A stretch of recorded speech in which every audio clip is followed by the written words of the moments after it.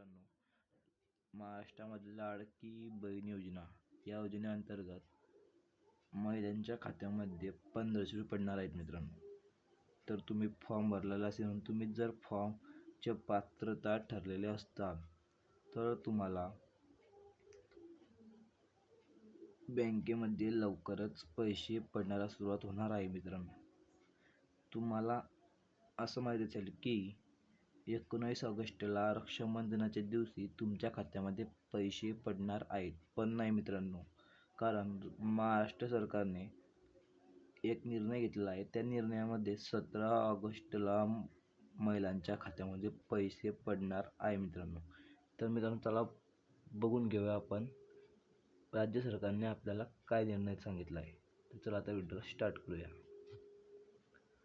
तर मित्रांनो, राज्य सरकारने 17 ऑगस्ट भव्य दिव्य असा मोठा कार्यक्रम घेणार आहेत.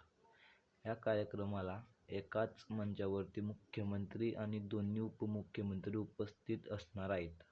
तर प्रत्येक जिल्ह्याचे पालकमंत्री या कार्यक्रमास उपस्थित राहणार आहेत.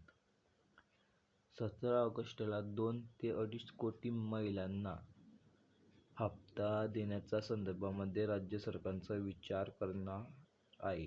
ह्या आतापर्यंत 1,60,00,000 महिलांनी ऑनलाईन अर्ज दाखल केले मित्रांनो. त्यापैकी 1,27,00,000 अर्ज मंजूर करण्यात आलेले आहेत. तर 1,60,00,000 महिलांनी अर्ज केलेले होते, त्यापैकी 1,27,00,000 अर्ज मंजूर झालेले आहेत. त्या मंजूर झालेल्या अर्जांना 17 तारखेला पैसे टाकण्यात येणार आहे मित्रांनो.